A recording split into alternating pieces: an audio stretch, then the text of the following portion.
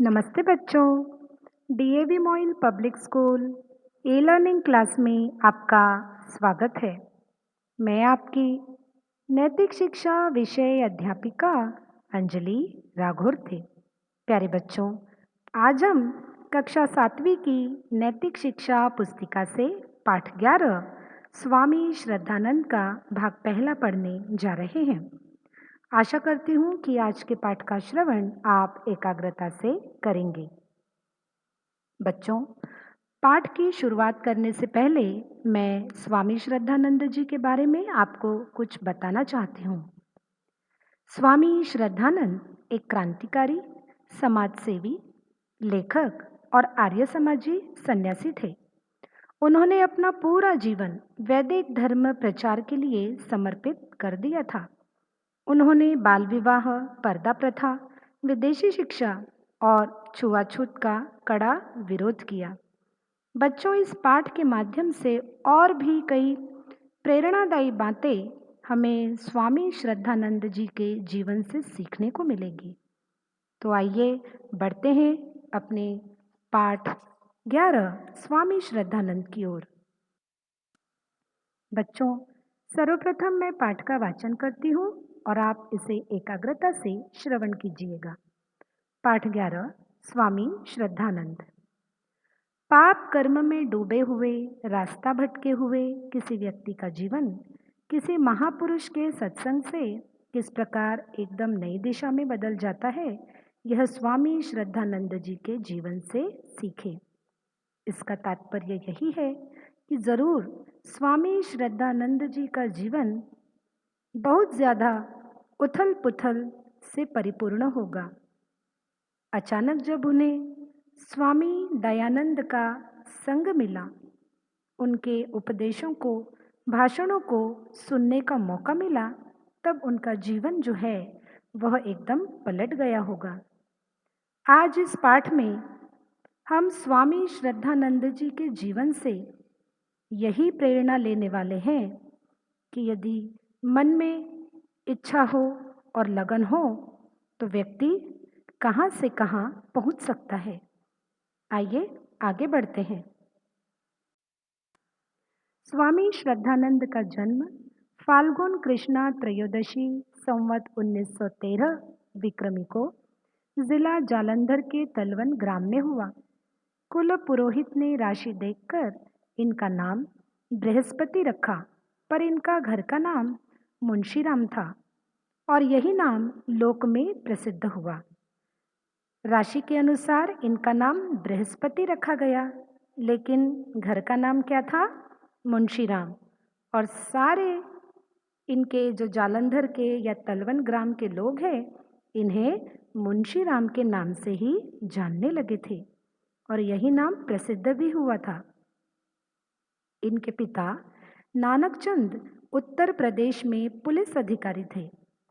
Police वालों के खान पान के गुण दोष उनमें भी थे, पर वे रामचरितमानस के भक्त थे और प्रतिदिन रात को 9 बजे से 10 बजे तक रामायण का सत्संग लगाते थे। बच्चों, आपकी जानकारी के लिए आप इसे याद रखेंगे कि इनके पिता का नाम नानकचंद था और वे पुलिस अधिकारी थे। कहाँ? उत्तर प्रदेश में। अब जिस तरह से और पुलिस वालों के खान पान में और उनके जीवन में कई ऐसी बातें होती है जिन्हें लोग पसंद नहीं करते, उनमें काफ़ी गुण भी होते हैं, दोष भी होते हैं। वे सारी बातें इनके पिता में भी थी, फिर भी ये रामचरितमानस के भक्त थे, भगवान राम के भक्त थे। इसीलिए इनके घर पर प्रतिदिन 9 बजे से 10 बजे तक रात्रि में रामायण का सत्संग लगता था, जिसमें गांव के काफ़ी लोग हिस्सा लेते थे। मुंशीराम की स्कूली शिक्षा बनारस में तथा कॉलेज शिक्षा इलाहाबाद में हुई। धनी परिवार में जन्म, पुलिस अफसर के लाडले और युवावस्था, इन तीनों के एक साथ मिल जाने पर अनिश्वरवादी पाश्चात्य शिक्षा ने उनके जीवन को संयमहीन बना दिया। देखा आपने? धनी परिवार में जन्म हुआ था और पिता ठहरे पुलिस अफसर, पुलिस अधिकारी, ऊपर से युवावस्था। और शिक्षा भी किस प्रकार की ग्रहण कर रहे थे? पाश्चात्य शिक्षा। इन सभी बातों ने उनके जीवन को संयमहीन बना दिया था और ये स्वाभाविक भी था। कुछ समय बाद उनका जीवन पलटा और वे कट्टर मूर्ति पूजक अर्थात मूर्ति के उपासक, रामायण पाठी, रामायण का पाठ करने वाले और ब्रह्म मुहूर्त में गंगा स्नान करने वाले बन गए। अगले दौर में वे कमर में छुरी बांधकर गुंडों के दल में कुश्ती करते और लाठी चलाते देखे गए। यहाँ पर हमें स्वामी श्रद्धानंद जी के जीवन के अलग अलग पहलू देखने को मिलते हैं। पहले इसमें तो वे कट्टर मूर्ति पूजक थे, रामायण का पाठ करने वाले थे, लेकिन अगले ही उनके जीवन के पहलू में हमें यह दिखाई देता है कि वे गुंडों के दल में कुश्ती भी करते थे और कमर में छुरी भी बांधकर घूमा करते थे। अक्सर यही होता था कि वे काशी के पंडे पुजारियों के पाखंडी जीवन को देखकर वे जरा से उदास हो जाते थे।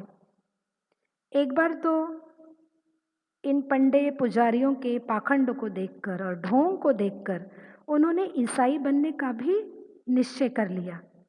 किंतु जब ईसाई बनने गए तो चर्च में एक पादरी के दुराचार को देखकर वहां से भी उल्टे पांव लौटकर चले आए और सोचा कि इन सब से नास्तिक ही भले। नास्तिक जो ईश्वर में बिल्कुल भी विश्वास नहीं करता, क्योंकि उनके अनुभव ने बताया था कि पंडे पुजारी भी पाखंडी होते हैं, ढोंगी होते हैं और चर्च के जो पादरी हैं वे भी दुराचारी होते हैं। इससे अच्छा तो है कि मैं नास्तिक ही बना रहूं। बच्चों, आज के लिए इतना ही। हम अगली ई कक्षा में अगले भाग में ये जानेंगे कि क्या ये अपने जीवन में अंत समय तक नास्तिक ही बने रहे या इनके जीवन ने और भी कोई दूसरा मोड़ ले लिया। आइए बढ़ते हैं आज के गृह कार्य की ओर। आज का गृह कार्य। बच्चों, गृह कार्य में आपको 3 प्रश्न दिए हैं जिसके जवाब आप अपनी कॉपी में लिखेंगे। प्रश्न पहला है, स्वामी श्रद्धानंद का जन्म कब और कहाँ हुआ?